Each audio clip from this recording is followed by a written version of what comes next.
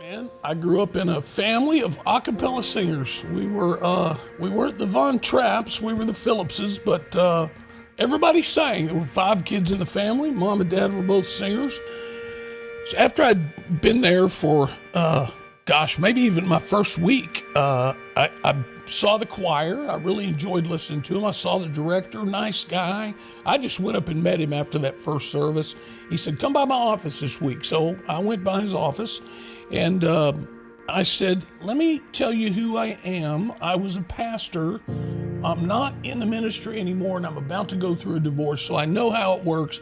I'll just sit back here on the back row for a couple of years and just stay out of the game. And one of these days, if you need me, here's a tape of something I've done. Somewhere in a couple of years, I'd love to sing." He played the tape. We sat there and listened. And he pulled his calendar book down, and he flopped it open, and he said, "What do you have on March 22nd? This was 1992. And I said, "Well, is that a Sunday?" He said, "Yeah, that's Sunday. I need a solo, and the topic is spiritual blindness, not being able to see what God's doing." I was like, boy, I can relate to that right now.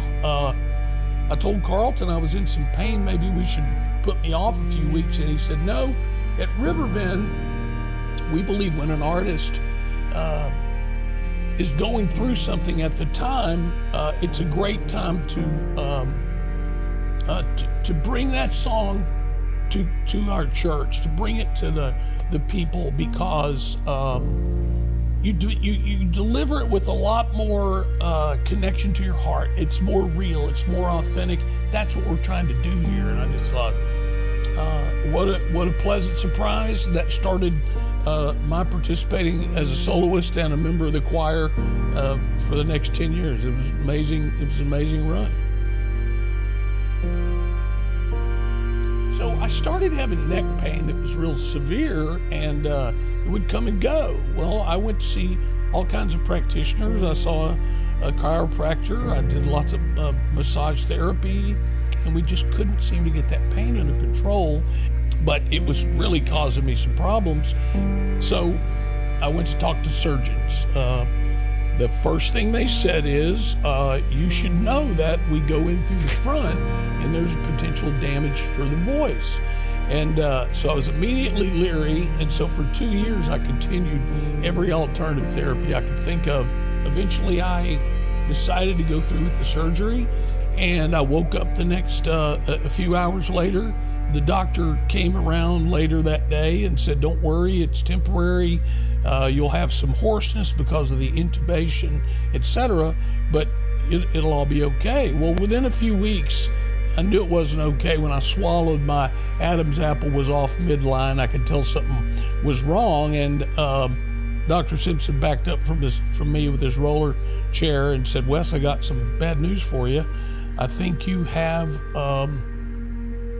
a stretched or cut recurrent laryngeal nerve, and it has paralyzed your right vocal cord. But you have some voice left, but you'll never have the tenor voice that you had before. It's probably permanent." And I found out almost immediately that I couldn't sit in the service and hear the music. I mostly just sobbed through the services for weeks and weeks, and I stopped going for a little while. But eventually I came back, and I would sit in the audience and listen to the new tenor, and they did a beautiful job. But there was a sadness. I was going to say ran really deep. What I should say is that it runs real deep. It's connected to a joy in singing that gave me an expression I've never found any other way. I miss that. I miss it today. I guess I overprayed when I asked God to keep my heart tender, but the thing that I think turns out to be beautiful about that is that it keeps me able to connect with other people in a way that I don't know if there's another way. But you know what? The more I walk around on this planet and meet people living real life, the more I find out I believe we're connected through our wounds. I think we're connected through the brokenness and the reality that we have a Heavenly Father who accepts us exactly like we are. Riverbend has taught me so much about that over the years. By the grace of God, here I am. I'm grateful. I'm grateful for it. I wouldn't change the story. I hope that God continues to bring people across my path with brokenness and wounds that I can identify with, and we can mutually connect and be of help to each other.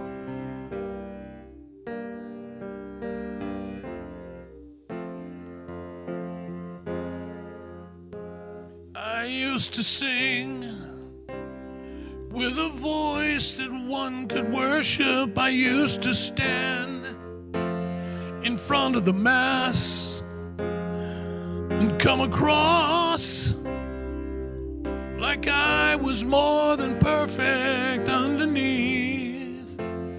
I was a mess. Maybe it's my brokenness that's connected us. Maybe it's my wounds brings me back to you. Doesn't mean they'll disappear or it won't burn anymore. Maybe it's my brokenness that I'm grateful for.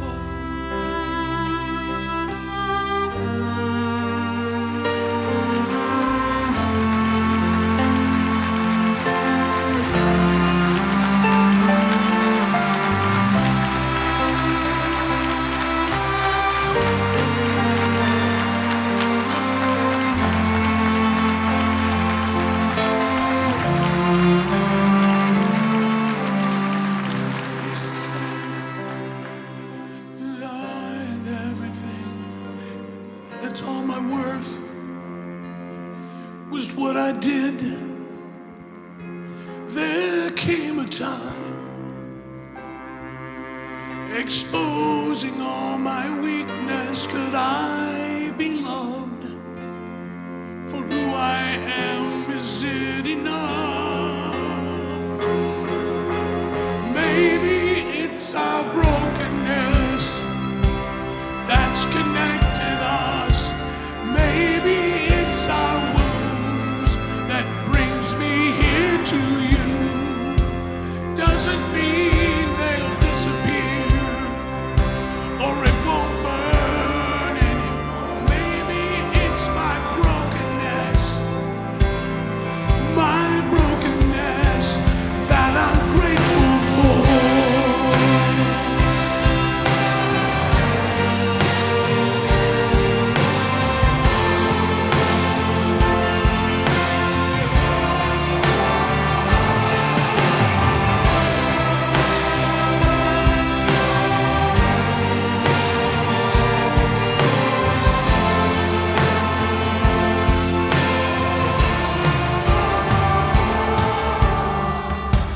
I don't need to hide my scars no more. I don't need to put my best foot forward. I don't need to figure out my worth. 'Cause you keep saying I'm more than enough.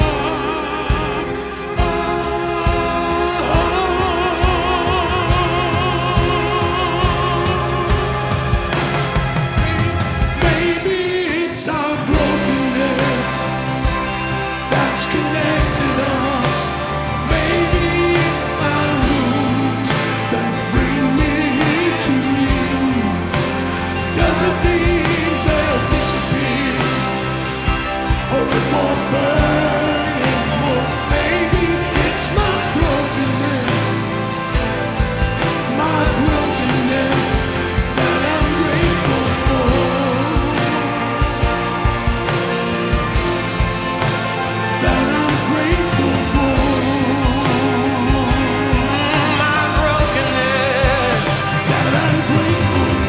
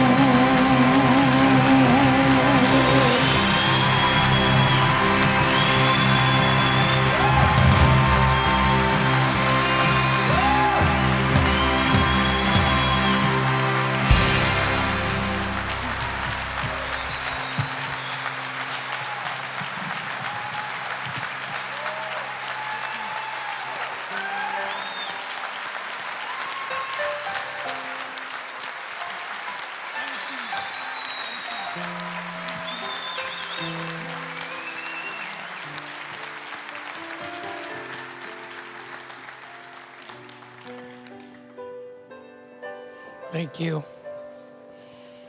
I needed that.